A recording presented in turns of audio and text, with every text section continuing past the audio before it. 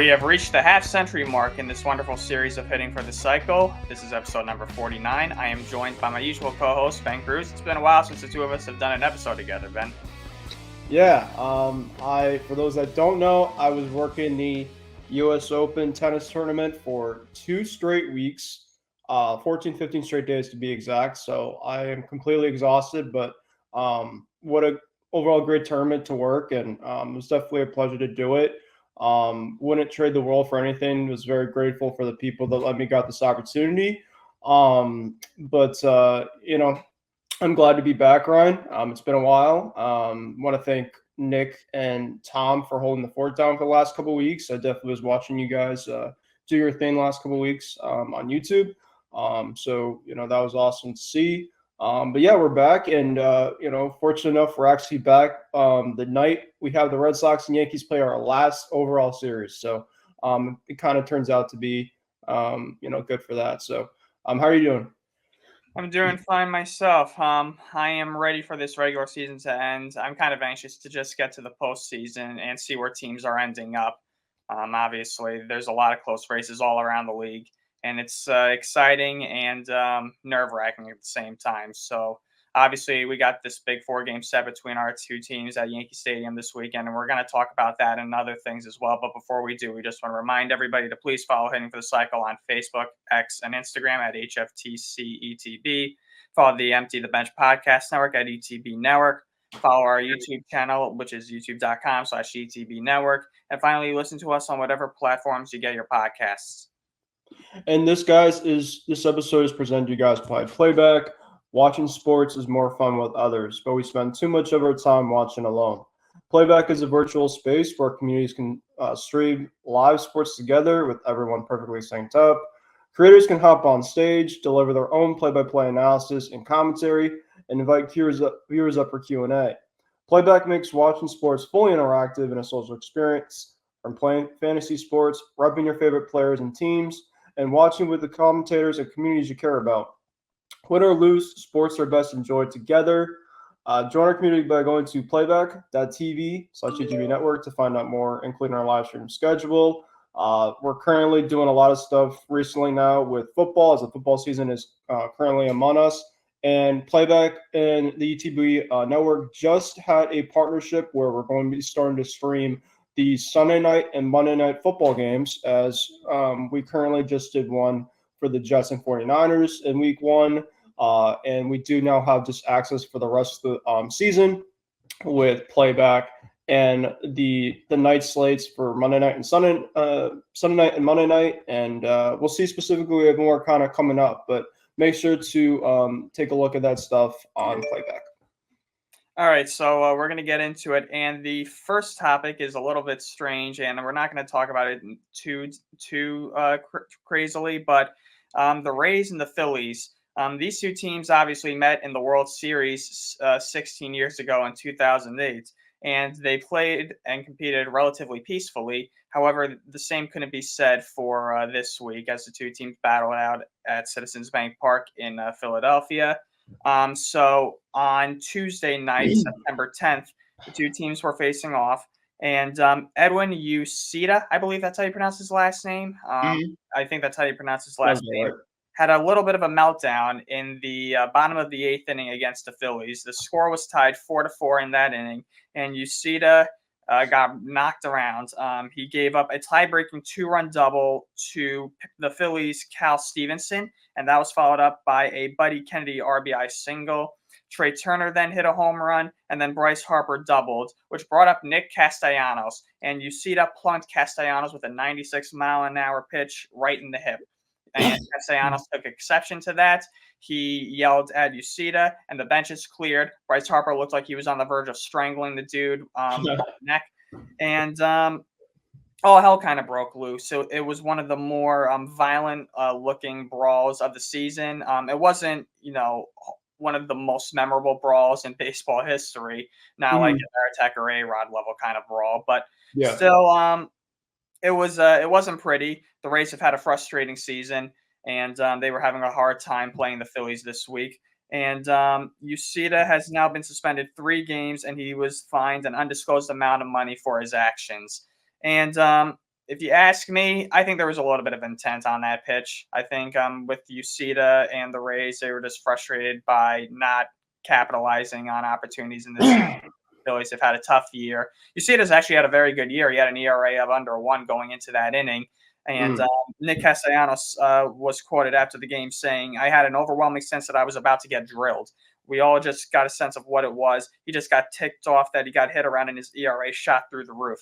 His ERA shot up to, I think, 1.27 or something like that. So his ERA is still very good and respectable, but it was just one bad inning. And Yoshida, I think, was definitely flustered and embarrassed. And yeah, I definitely think there was some frustration in there, and it got the best of him, and he just took his frustrations out on Castellanos, which is not a good idea. You never want to take your frustrations out by plunking the batter. So, yeah, basically all I got to say is shame on Yoshida, and I'm just glad that the Rays aren't going anywhere this year because I am not a fan of them. That makes two of us. Between just the team and the stadium, I do not like. Unfortunately, the Red Sox have to go there one more time this season, unfortunately, after we face you guys. But yeah, I didn't really get the chance to see this brawl. I'm not really watching the Rays Phillies baseball in September. I mean, the Rays currently are going to be missing the playoffs, and the Phillies. I mean, they obviously more likely than not going to be one of the top teams in the NL to finish. So, I mean, obviously this series didn't really have a ton of stake. So I guess they wanted to kind of use it in a way of like, all right, they kind of saw an opportunity where they wanted to kind of go for it, and they saw Yoshida. I think you mentioned that was his pitcher's name. Yeah, he. I saw apparently he actually got moved to the. He was one of those guys that got moved to the Rays, Ryan, that had like one of the higher ERAs pitching for other teams. But then the Rays were able to just have their pitching lab for him, of course. So I'm just like, oh, that sounds about right. So I guess his ERA kind of skyrocketed up just a little bit after that because I was seeing his stats and I think he was closing for them for a while. He was just pitching out of his world for them. So to kind of see that happen, I guess is crazy. I think that the Phillies are just in a state of like, all right, we're going to, we don't want to take any BS right now. I mean, you guys aren't making the playoffs. If you're trying to, throw around us, we're not going to take it. We're essentially trying to just put the ball in play and pretty much go from there. So they decide. Nick Castellanos is like, all right, let's go for it, and that was that. So. There's one thing that contending teams don't want to do. It's waste their time with non-contending teams. And that was basically the case here. And the Phillies were not going to tolerate anything that the Rays were going to do because, like I said, the Rays are going nowhere this year. And they were going to just, tell them to just shut up and just play baseball, basically, in the most appropriate way possible. And this was probably the most appropriate way possible after one of your big players just took a ball to the hip. I mean, fortunately, it was on the hip and not, anywhere near his head or anything like that. Then that would have been a lot worse, and that may have made this brawl or bench clearing incident much worse than it was. But I mean, they also don't want to have guys hurt, in the playoff crunch run too. I mean, if you're going to be throwing around guys like Nick Castellanos, who's going to be an important guy that the Phillies need for that line for October, then I can understand the frustration of like, all right, come on, like you're not going to be in the playoffs. You don't have to take it out on a team that's trying to. I obviously know that wild pitches and mistakes are going to happen, but if you're trying to kind of make it where you're all over the place, and it sounded like that this guy was, if he had multiple batters that he was facing, then you can kind of understand that something potentially like this was coming. Yeah, it was just not a smart move at all by Yoshida. And like I mentioned, he's now suspended for 3 games and he got fines an undisclosed amount of money. And I mean, basically at the end of the day, as long as Castellanos and the Phillies are hurt, all's well in the city of brotherly love. Whereas in the Sunshine State of Florida, the Rays are just finishing out the season and seeing where they end up once the season is over. So, yep, that happened on Tuesday night, September 10th, between the two teams from the 2008 World Series. That will not happen this year in this year's World Series. Now it's time to talk about one of the big things that's happening, obviously, with our two teams, me being a Yankee fan, him being a Red Sox fan. The Yankees and the Red Sox will meet for the final time in 2024 at Yankee Stadium this weekend. Actually, it begins tonight, the night of this recording. It's a big 4-game set. It begins Thursday, September 12th and Sunday, September 15th. The Yankees and the Red Sox. Obviously, both teams are coming in with, a lot to play for. The Yankees obviously are in a dogfight with the Orioles for the American League East. The Red Sox are in a dogfight with the Royals, the Twins, and the Mariners for that final in the American League. In the American League wild card. So it's a big series to say the least. Big series for both teams. Both teams are coming into this series with a little bit of momentum. Both teams walked it off last night. The Yankees walking off the Kansas City Royals on a walk-off infield single by Jazz Chisholm Jr. The Red Sox walked off the Baltimore Orioles last night on a home run by Tyler O'Neill. It's funny how that kind of helped both of our causes. Usually we root very hard against each other, but this week we actually had to have a little bit of had to root a little bit for each other to help us out. Because the Yankees needed the Red Sox to beat the Orioles a little bit. The Red Sox needed the Yankees to beat the Royals a little bit. So, well, as I say, the enemy of my enemy sometimes is my friend, and there's a lot of we wanted to beat up in the Orioles. You guys essentially wanted to hopefully give us some give them some help, and the Yankees were able to capitalize on us beating them, because a lot of the time recently it's been a lot of the pointing the fingers of, okay, the Orioles lose, the Yankees lose. The Yankees win, the Orioles win. So it hasn't been a lot of taking the advantage of now I think the Yankees are a game and a half up on the Orioles. And I know that the Orioles, we just faced them. I know that obviously we're going to talk about the series we have for this weekend, but the Orioles are starting to slump a little bit. We kind of actually got them at the right time. I know that last night, for the Red Sox last night, I'm not saying was the season, but they're 4 out specifically, and this is one of the biggest weekends of the season for the Red Sox. They at least at max have to split. They cannot lose this series because you just cannot depend on these other teams to play catch. The Twins just faced the Angels. The Tigers just faced the Rockies. So it's I know for a fact that the Red Sox just have to do their own business. The Twins, I believe, this weekend have the Reds or something. And then they have the Guardians before they have the Red Sox, a pivotal one, hopefully next week at Fenway Park. And then the Tigers, I don't remember who the Tigers have. That's why I'm really kind of focused on this weekend series round, because I was thinking about this too. I know that you were talking about the walk-off wins. I was going to have a quick stat that we had off the air, earlier. This was the first time, Ryan, since June 23rd of 1979 that the Yankees and the Red Sox both had walk-off wins in extra innings on the same day. That's a crazy part. On the same day, June 23rd, 1979. So that was really 5 years for people who want to know what the math is on that. What's that? That's 45 years for people who want to know what the math is on that. Yeah, absolutely crazy. But just going back to this overall series, and then I don't know if you're going to go to the pitching probables, but right now it seems like we got Cooper Criswell going tonight against Nestor Cortez. On Friday, we have Tanner Houck against Clark Schmidt. Now, I'm really worried about the start tomorrow night, because Tanner Houck reportedly is currently dealing with dead arm, and that is just not good. You guys might be getting Tanner Houck on a really good night tomorrow, so I'm really curious and nervous about that one tomorrow. Saturday, we got Brian Bale against Garrett Cole. That's going to be a really good overall matchup. So Rafael Devers, I'm betting the home run. Hopefully you can get some home runs going, Rafi. That'd be great. And then Sunday, Cutter Crawford against Carlos Rodon. I feel like that's kind of a toss-up. So all in all, we're going with a lot of our guys we need this weekend. I think you guys are going with a lot of your pitchers that you guys need. You guys have Nestor, who's been pitching, I'd say a little bit better as of late recently.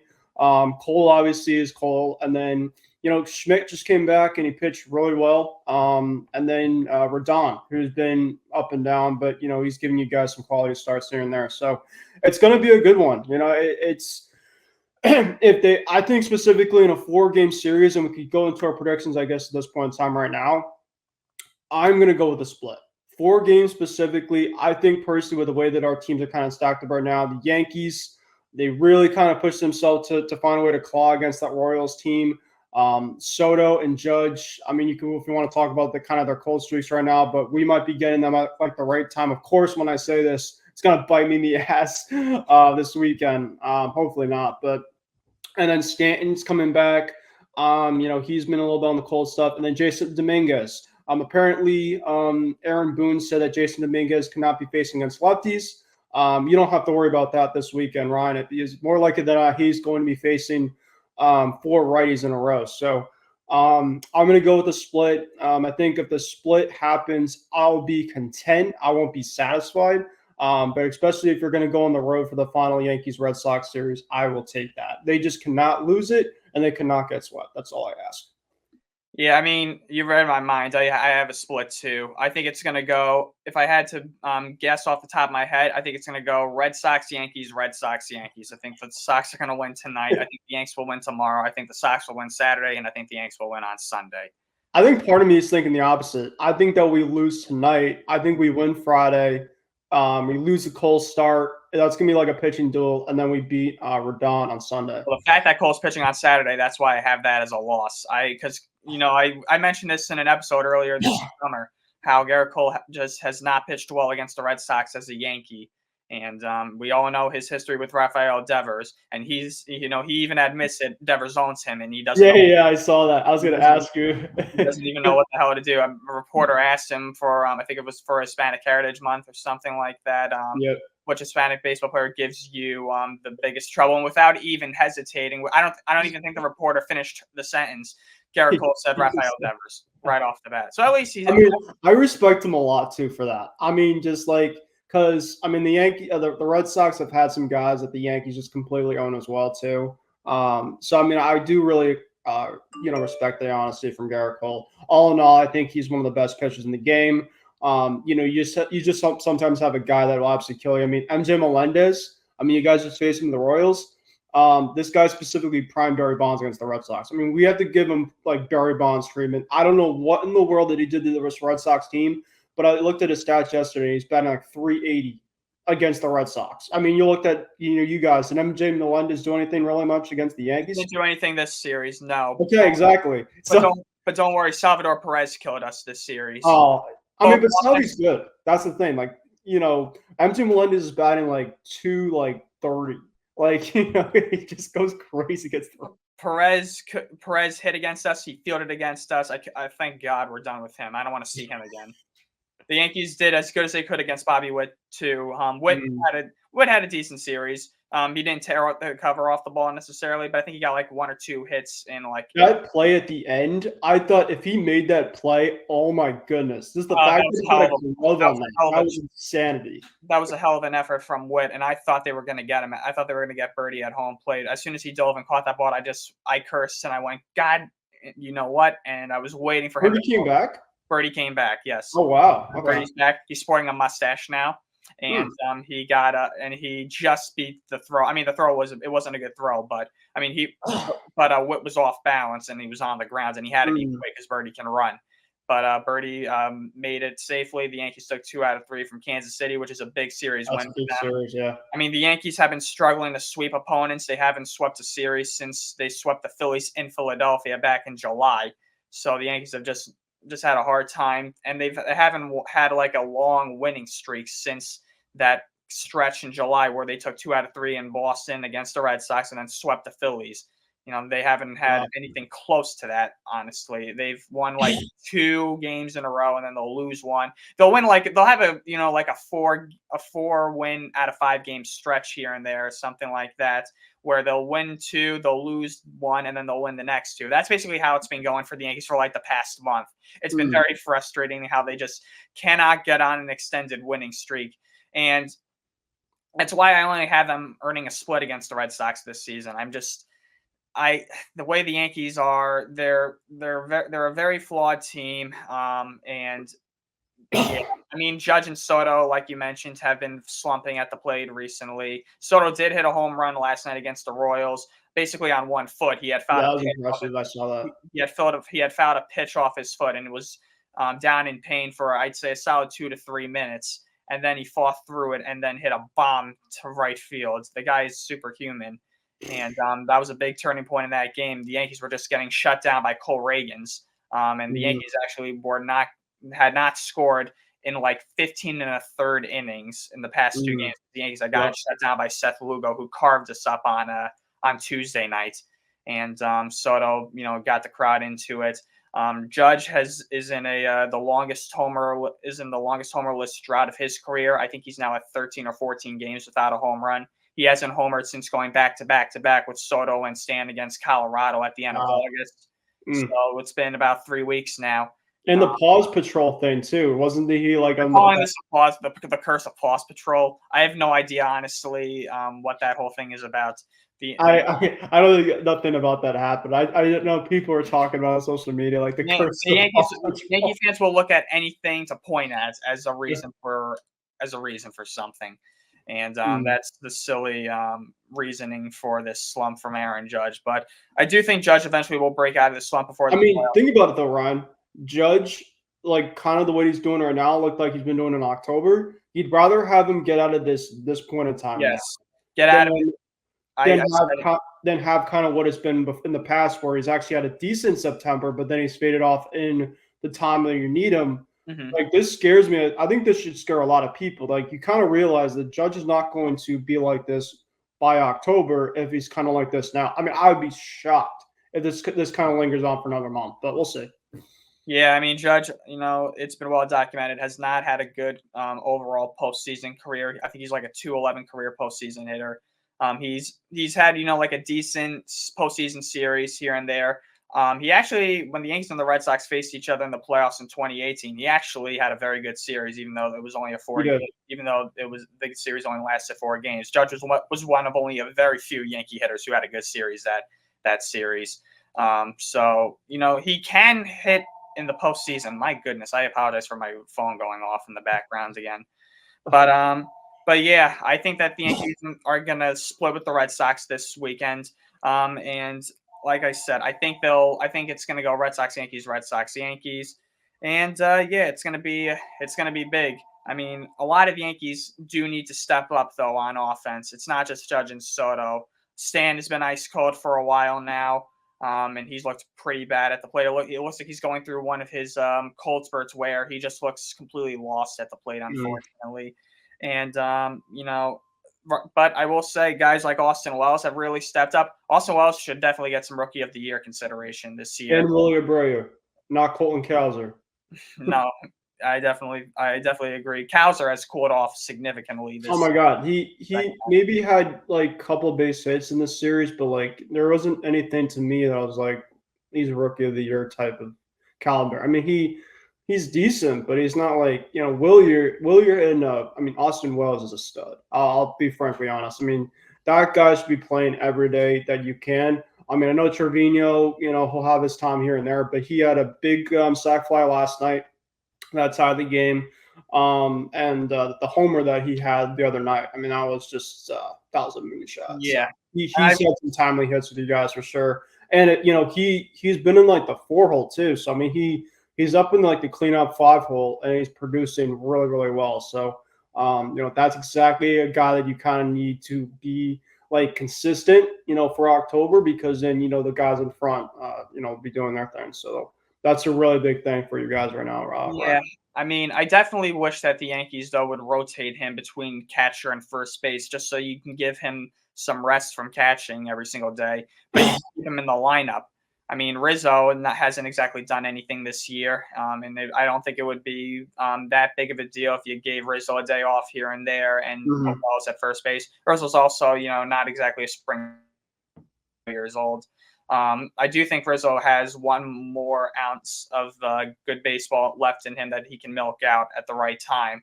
I hope he saves that up for October. And as I mentioned, Stan hasn't done much recently, so I think it would be good if the Yankees had gave him a day off or two here or there.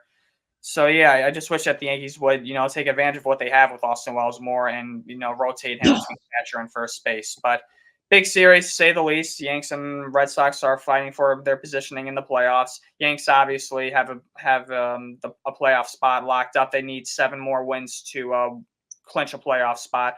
This series is much more critical for the Red Sox, so they're going to be playing with a lot. No, if you guys even take 3 or 4, if you guys specifically sweep us, you are kicking us out for good, because then we'll be like 7, 8 out, and the rest of the season basically a wash. I mean, I will say though this, Ryan, regardless of what happens this weekend for both of our teams with the Red Sox were out of the playoffs for good at this point in time the last 2 years. The fact is that they're still playing meaningful baseball regardless of what happens now, I think speaks a lot for how this team has been this year. A lot of the times, the last couple of weeks, people just like, this goddamn team is still finding a way to stay in it. And, that obviously makes me really optimistic for this offseason, regardless in terms of what happens, because the Red Sox expectations, they're currently almost at the end right now as a rebuild. Alex Cora got his extension. Ceddanne Rafaela got his extension. It's all about specifically how can they finish off this rest of this year, because they just beat the Orioles. I know obviously the Orioles are just really slumping, but the Tyler O'Neill walk-off and just the crowd eruption, things like this and moments like that, you can kind of look back on and be like, all right, more likely than not, they'll probably make the playoffs. But it's an overall season that you can't look back and like, wow, that was really underwhelming. There's been a lot of really good things, I think, for this team. And another thing too, Ryan, before we go into our next topic, Roman Anthony for the Red Sox is officially the #1 prospect in all of baseball. You heard that first. The Roman Empire, acknowledge me, is coming to Boston.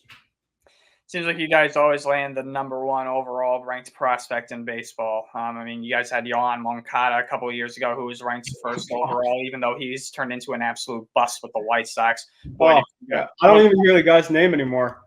That was one of the biggest heists of the 21st century in terms of trades.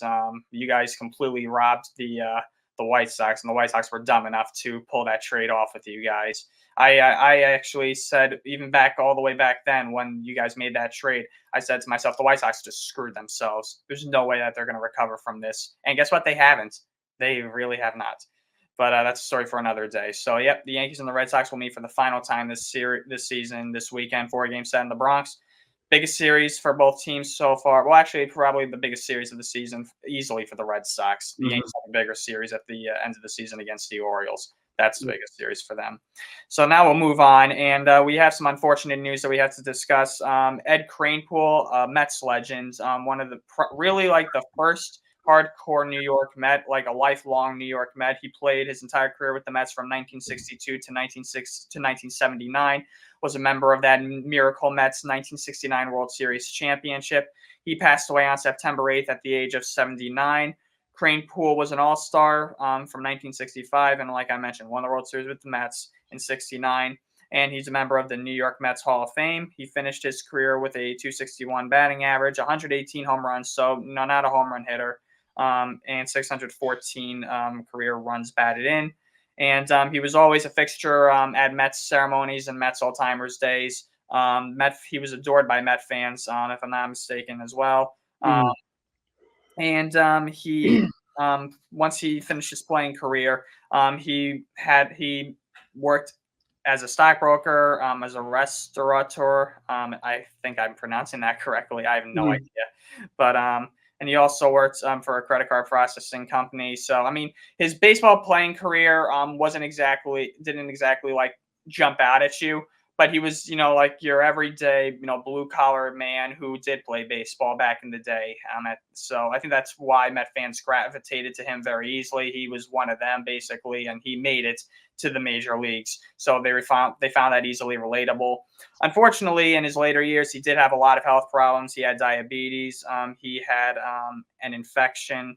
And he had problems with his kidneys. He had a kidney transplant. So he had been through a lot in his later years, and unfortunately, he passed away on September 8th of cardiac arrest in Boca Raton, Florida. So, it's sad to hear.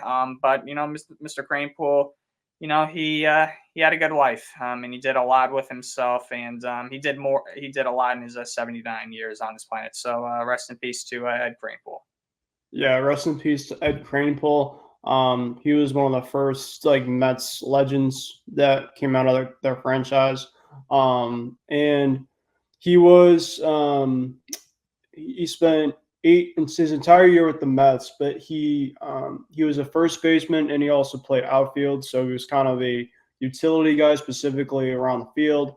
And just looking at his overall stats, like I said, he has played his whole entire career with the team.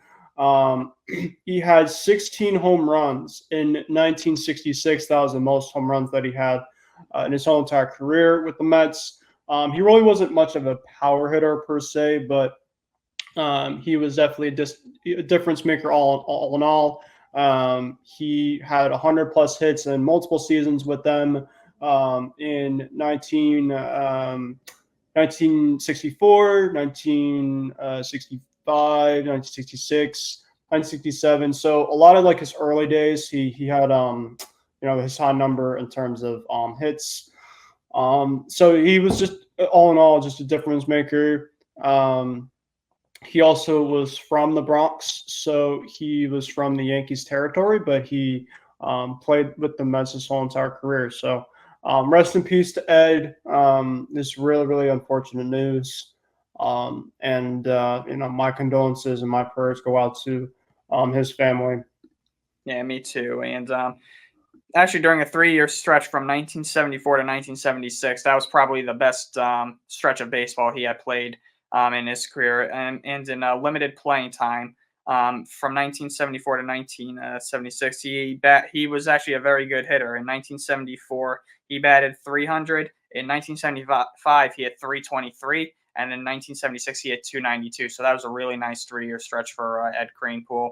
And if there's one thing that I do remember about Ed Kranepool, well, not of him necessarily, but I do remember a while ago where Don LaGreca on the Michael Kay show just had a meltdown over how the Yankees always have somebody that is a lifer, like a Yankee lifer, and somebody that their fans, can remember from the beginning of his career to the end of his career, where like a lifelong Yankee, not spending your entire career with that one franchise. And LaGreca was lashing out at the Mets for not having that kind of guy.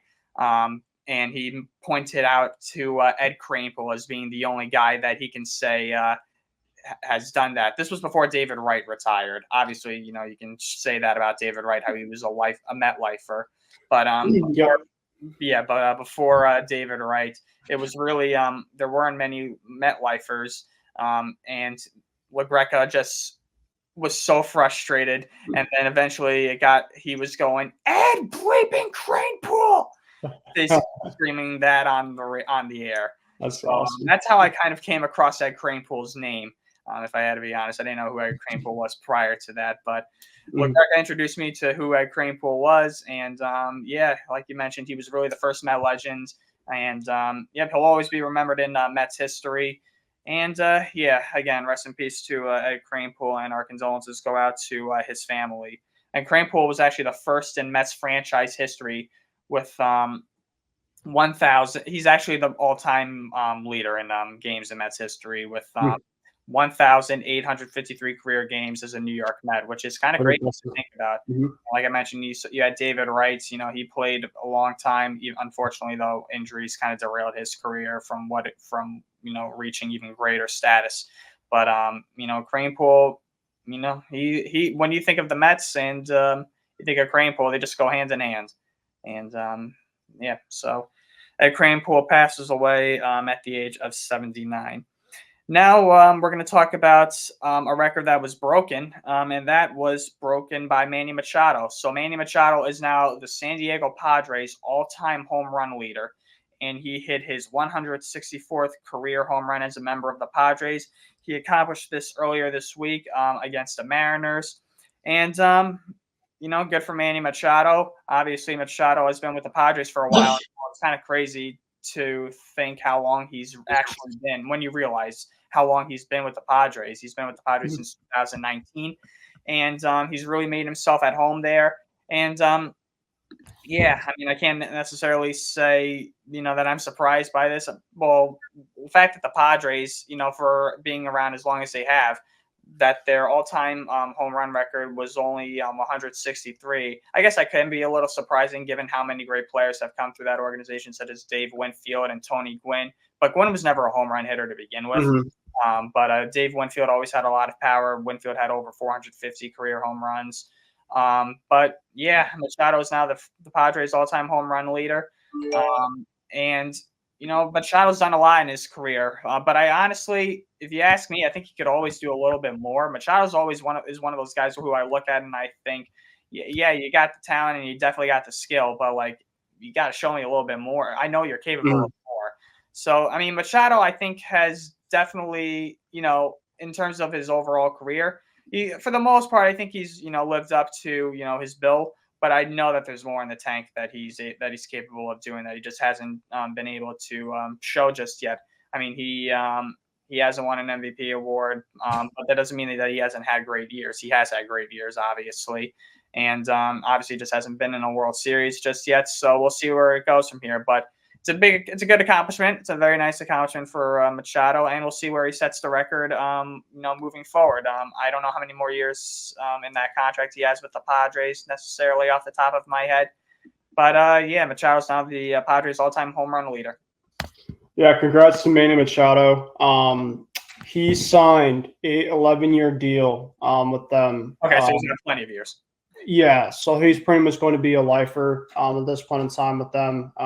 He got there in 2019, so now this is his 5th year in with the team. Yeah, as our producer put out, unrestricted free agent in 2034.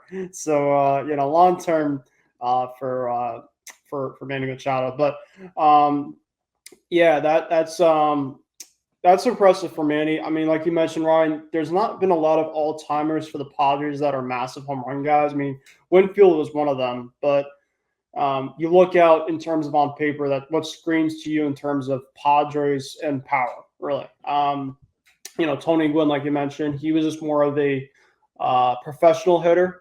He pretty much was the guy that would come up and grind at bats and put the ball in play like Luis Arise, for instance, kind of with them next to right now.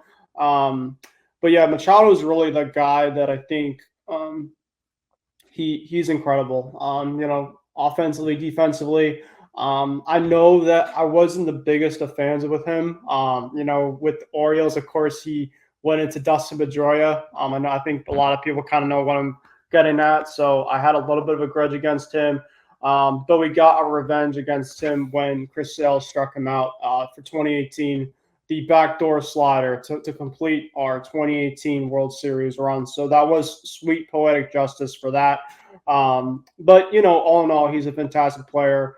Congrats to Manny. He hit this off of George Kirby, I'm pretty sure. So that's pretty impressive the way that he finished this record because it was against a very good pitcher. So, yeah, this was awesome to see. And I think that Manny's going to keep on breaking records for them down the road. I think this is just one of many. Yeah, I mean, if he's there for until 2034, whatever, I mean, he definitely has a lot going for him.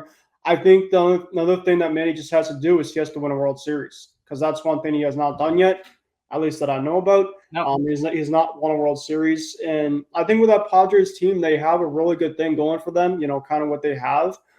They just play in a really, really tough National League. So, yeah, I think that's pretty much kind of what I see next with them. But just this overall current thing, this is a very impressive thing to see. And, Manny, congrats to him. One hell of a player.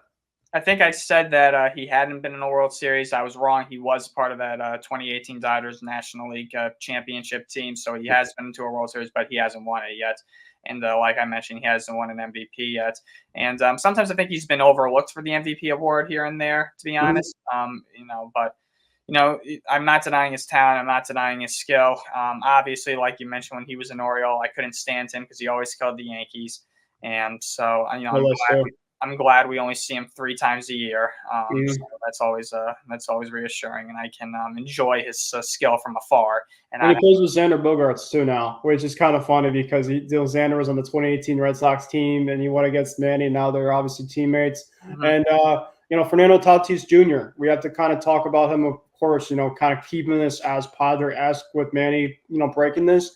And Fernando Tatis Jr. is starting to kind of get things going for them too. So the Padres they're playing better baseball as of late. I don't know how they did last night, but they lost last night. Okay, so, but they were in Seattle this week. They were playing really decent ball, and that's a team specifically. If I was a team in the National League, I would not want to face them in a playoff series specifically. I think they have a lot of stuff going for them. Mm-hmm. Yeah, they definitely have the pop in that lineup. They definitely have the offense to do it. Pitching is always suspect, though, when it comes to the Padres. But I think their pitching, though, is probably the best it's been in years, especially since you acquired a Dylan Cease before the start of the season. I think that definitely has been a big factor for them. And obviously, you brought in guys like Michael King, who's also been very good for them this year. Mm-hmm. So, yeah, I mean, the Padres, they got a good roster, and they're looking to make some more noise in the playoffs this year and go a little further than they did in 2022. So we'll see where they go from here. But yeah, Machado's now the Padres all-time home run leader, and you can bet your bottom dollar that this number is going to balloon a little bit over the next couple of seasons up until he's an unsigned free agent in 2034. So we'll see where this number ends. I'm gonna guess that this will probably end somewhere in the 300s, maybe the high 300s. I'm gonna say. I don't know if he'll reach 400, but I think he'll get around maybe 375 or something like that. That's my prediction. Okay. So yeah, Machado is now the Padres' all-time home run leader, and Kyle Schwarber of the Phillies is now the single-season leadoff home run king. So Schwarber hit a home run on September 10th, coincidentally the same day the Phillies got into a brawl with the Rays. And he began that game with a leadoff home run, and that breaks Alfonso Soriano's record of 13 leadoff home runs that he had with the Yankees back in 2003. Kyle Schwarber now is the leader with leadoff home runs here, breaking this record in 2024. So good for Kyle Schwarber. Schwarber, I've been pretty vocal about. I'm ambivalent towards him. I mean, don't get me wrong, the guy has amazing power. He's obviously shown it for years and years and years. If you need a home run, then he can be the guy to do it. You just need one crack at the bat. You need a game-tying 2-run home run, 3-run home run, grand slam. You want Kyle Schwarber at the plate because all it takes is one swing. But while he definitely has that power, he definitely has the power, at the same time, he drives me crazy with how much he strikes out and how low for average he hits. So I'm kind of like ambivalent towards him. I can't stand the all or nothing approach of certain baseball players, but I understand it's the way it is for certain players. And Kyle Schwarber is the absolute epitome of all or nothing. So. Well, I mean, Ryan, you're talking about average. Kyle Schwarber, actually, I'm looking at his stats right now. He's batting around like 250. I mean, that's not terribly bad, especially given like the lineup that the Phillies have. If your leadoff hitter is batting around 250-ish, I guess you could say, and the power that he brings, I mean, I guess you could take the strikeouts at the same time, because I thought, when you were mentioning about average, I thought you were talking like the 230s, like the 220s, and, kind of the Joey Gallo-esque, I remember the Yankees. I remember from last year, his average was terrible. I think he hit like 199. So, like, I hadn't really taken a look at how he was doing this year prior to 197. That was last year for him. That was terrible. And the fact that he finished over 100 with over 100 RBIs last year, in addition to a 197 average, I'm like, everything he hit was a home run. There was no in between. Yeah. So like that was like, you've got to be kidding me. But no, it's nice to see that he's got a decent average, 251, like you mentioned. Yeah, and he's cut down the strikeouts a lot too. So like last year, I'm looking at his stats. Last year he had 215 strikeouts with a 197 average. This year, he's 251 average and only 176 strikeouts. So he's essentially cut that within about a half. So that's pretty good for him. Yeah, and I think, he'll have to basically strike out every single time he comes to the plate. But at that rate, he should finish with under 200 strikeouts at least this season. Hopefully he does. But yeah, Kyle Schwarber now has set the record for leadoff home runs in a season with 14. So congratulations to him. And it's been a very good year for Kyle Schwarber and the Phillies. Obviously, they right now have the best record in all of Major League Baseball. And, he's a big reason why. He's definitely a really good leadoff hitter. That's obvious. And he's really thrived in that role ever since he became a full-time leadoff hitter. I think he started hitting leadoff for the Phillies in 2022, obviously, when he came over from Boston.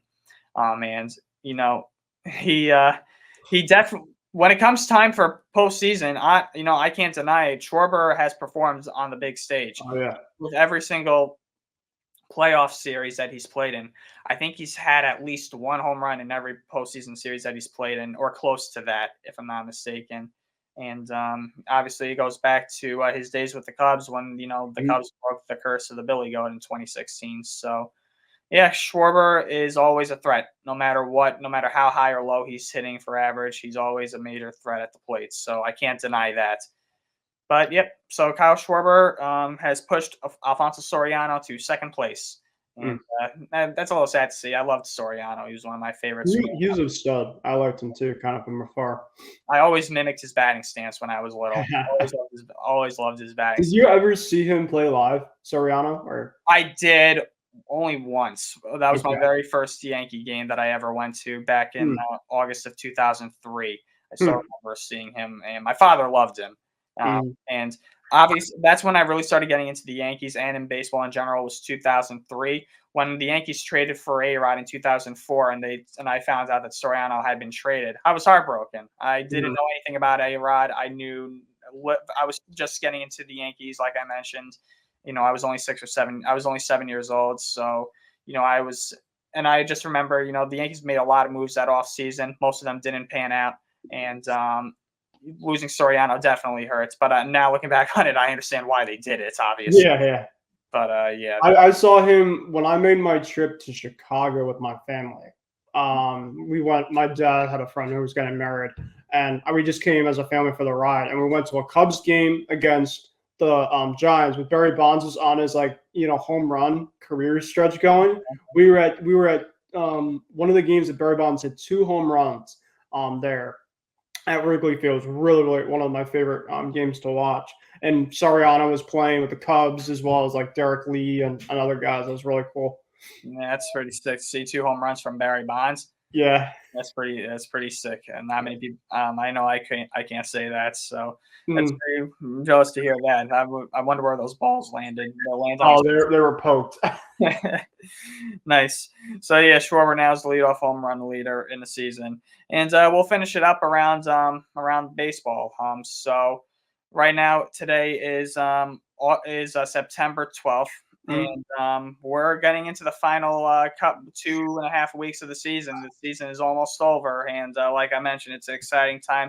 It's also a very stressful time, and we've seen some teams get mathematically eliminated in recent days, and we know who they are. One was mathematically eliminated basically at the beginning of the season.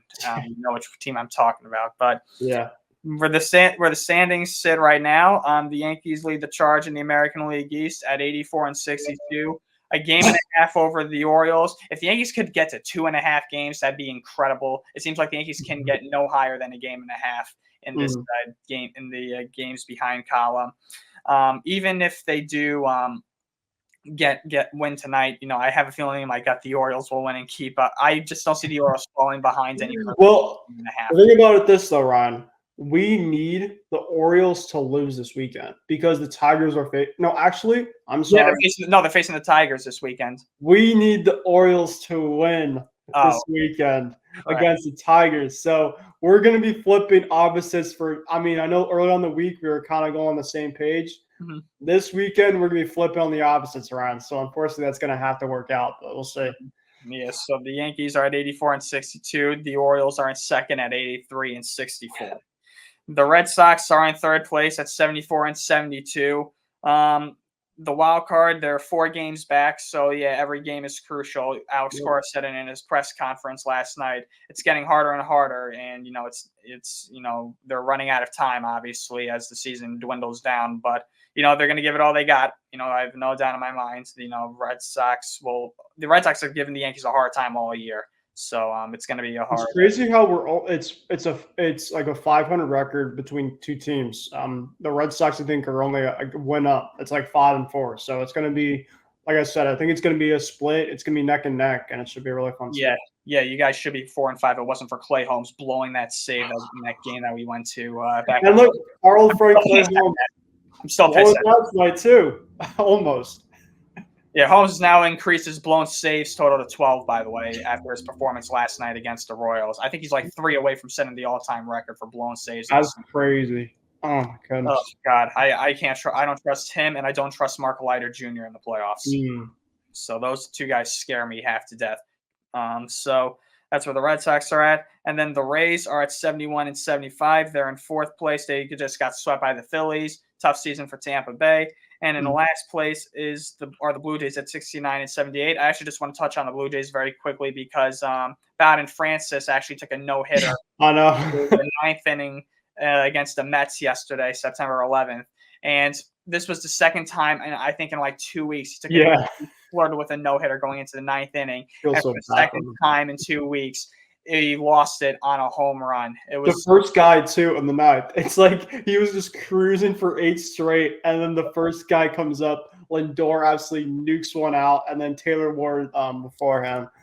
That was a really impressive win, by the way, for the Mets. I know we were talking about the Yankees, but man, the Mets are they're getting really good pitching recently, and we could talk about the National League. But man, like from a series lost, I mean, I could have really dwindled before the Phillies series. I'm not saying this is a team of destiny per se. I'm not going that far, but the Mets are really, really playing good baseball as of late. Yeah, I mean, honestly, if you ask me being unbiased, I mean, obviously I'm a Yankee fan, but if you ask me, if I had to choose between the Yankees and the Mets, I say the Mets are a better team, to be honest with you. I mean, the Yankees have just not showed me as much consistency in recent months as the Mets have. The Mets play with a lot more energy and confidence, and they just hit better than the Yankees. I think that's obvious. Yeah, I saw them play the Red Sox, for when I was working in the U.S. Open, and Jesse Winker, who was in their newbies, came up first inning. I saw Tanner Houck pitch again, Ryan. So I saw him pitch at Yankee Stadium with you, and then I saw him pitch at Citi Field with my buddies and the Met fan, and he had an absolute grand slam. This was obviously during the Mets 9-8 game winning streak, and I will say that if the Mets get into October. The fans that are over there, they're going to feel it. I think they really want October baseball once again. I know they obviously lost against the Padres a couple years ago, but Lindor is obviously playing really, really well as an MVP candidate. He had obviously a big one last night. So, but Brown and Francis, man, I mean, poor guy, but I mean, he's been pitching really well for them. Just like low key, my guys on social media, my Twitter group chat said, when did this guy become Greg Maddux all of a sudden? So we were just kind of joking about it. Mm-hmm. Yeah, but so, I mean, he's been a bright spot in what has been a very dark season for the Blue Jays overall. Yeah. So that's the American League East. In the American League Central, the Guardians have started to put some distance between themselves and the pack. The Guardians, they're also at 84 and 62 in first place. They're 7-3 in their last 10. They've won 3 in a row, so the Guardians have been playing better. The Royals are at 80 and 67. They're in second place. They're 4.5 games back of the Guardians, and they obviously just lost 2 out of 3 to the Yankees. But I think the Royals will be fine, to be honest. Down the stretch, I think our pitching is gross. Lugo on Tuesday night, dude. The Yankees had no idea what to do. We actually did pretty good against Lugo at Fenway during their series. Thankfully enough, because I was shocked. I mean, Lugo has been extremely well for them this year. Lugo throws a crap ton of pitches. I had no idea he throws 9 pitches. Yeah, he gives me like Chris Bassett-esque of he's just going to throw it everywhere in the zone, but it's like pitches are going to be either you just don't know in terms of what's coming. And he controls them most of the pitches well too, which is very scary. Yeah, but the Royals, They have the second wild card spot right now. They occupy the second wild card spot at 80 and 67. The Twins are in third place at 78 and 68. They have the final wild card spot occupied right now. They're 4-6 in their last 10, but they've won 2 in a row.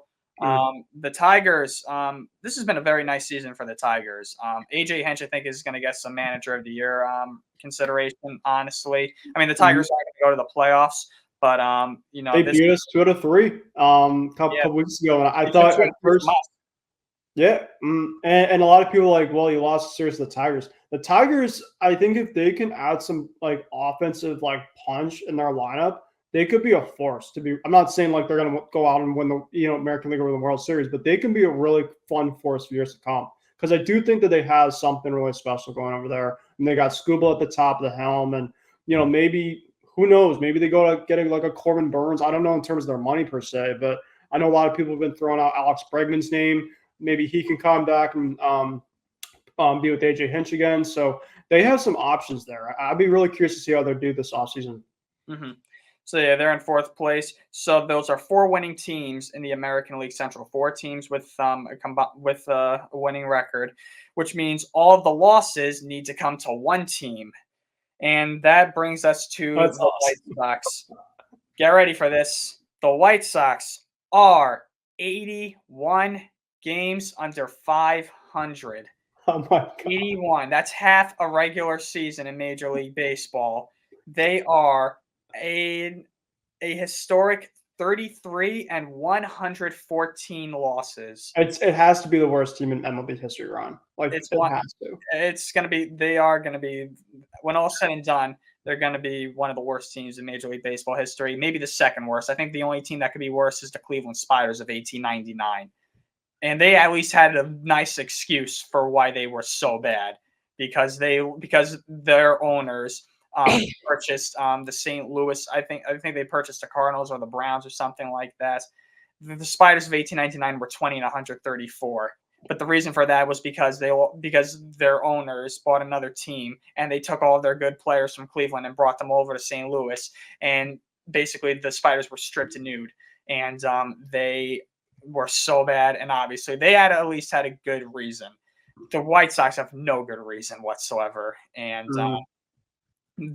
right now, for comparison, this projects to be one if that Cleveland Spider team played under this format, they would have been 21 and 141, and that's what the White Sox are threatening to do. That's the record that they're aiming for, basically, at this point. That's the record they're on pace for, and that would surpass the 1962 Mets. I mean, it's not even like sad anymore. It's more just like staggering. Like, how can a team like it's a full 162? How can a team be that bad for like legitimately the whole entire season? Like, I understand that in terms of their talent specifically isn't great, but even that, like, you don't see this a lot at all in baseball. It's just it's crazy. It's sad. It's sad, but it's comical at the same time. That's crazy enough. The White Sox are going to be playing the Oakland A's this weekend, so you got 2 teams with horrific ownership. But we'll talk about the A's in a little bit. But they've been a really fun second half story this year. They have some. I think they have a really good future kind of coming for them. It really sucks that they are going to be moving for sure. Yeah. So that's the AL Central. The American League West. The Astros lead the charge at 77 and 68. They've lost 3 in a row. So the Astros, haven't been playing well, but they still have a 3.5 game lead over second place Seattle. The Mariners are 74 and 72. They are 3.5 back, like I mentioned. 4 games back in the American League wild card. Rangers not going to be repeating as world champions this year. Very disappointing season for them. 70 and 76. They're the A's, like you just brought up. They're 64 and 82, but like you mentioned, they actually have had a very nice second half, and they've actually had I think there was a stat yesterday. I forget it off the top of my head. They've had like one of the best records in baseball, I think, since like the end of July or something like that. If I'm not mistaken. So they actually have, shown that there's progress being made, and they'll get back to contending relatively soon. But like you mentioned, it just sucks that this is going to be it for them in Oakland, and I don't want to. I just hope to God that I don't see playoff baseball in minor league ballpark. I really don't. No offense, Yeah. to any A's fans. That's just embarrassing. And They're projected Ryan to win 70 wins this year, which is compared to last year. That's a pretty good thing for that's the a huge A's. improvement. That's a huge Huge improvement. improvement. The A's lost 112 games last year. So yeah. Yeah. And lastly, of course, the Angels, who have already been mathematically eliminated, 60 and 86. Another horrible season for the Angels. I just want to actually give quick acknowledgement to Caden Dana, who made his major league debut. I graduated with his oldest brother Cullen from Don Bosco Prep in 2015. So he's made it. So Don Bosco Prep graduate has made it to the show. So congratulations to Caden Dana. My mom's also a teacher at Don Bosco, and she had him as a student. That's really cool. It's pretty cool to see. I gotta move a little quicker here because we're almost out of time. Phillies lead the NL East at 88-58, best record in Major League Baseball. Mets are in second place. They have a wild card spot occupied right now. They're 80-66. Great season for the Mets. Great season for them. Braves, very rough season for them, but they're not out of it. They're 79-67, 9 games back. They're out of it for the division, but they still have a shot in the wild card, so that's their only hope at this point. Nationals 65-80, but you know what? They've actually had a pretty decent. Right for them. Yeah, the future's right for them. Marlins 54-92, another miserable season in Miami. In the National League Central, Brewers 83-62, 8.5 game lead in that division for them. The Cubs 75-71. The Cubs actually took 2 out of 3 from the Dodgers at Dodger Stadium this week, so nice to see that. Cardinals 73-72. At this point, they're just trying to finish above 500. Yeah. The Reds 71-76 in fourth, and in last, the Pirates 70-76. Pretty much the only thing that they got going for them is Paul Skeens, is going to win the National League Rookie of the Year award. And then finally, the National League West, Dodgers 87-59. 5-game lead over second place Arizona, 82-64. Padres are right behind them at 82-65. Arizona and San Diego occupy the other 2 wildcard spots along with the Mets. Giants are fourth at 72-74, and the Rockies are in last at 54-92. So that's where the standings stand as of September 12th. And that's basically going to wrap up this episode of Hitting for the Cycle. Thank you, everybody, for tuning in, and we hope to see you next week.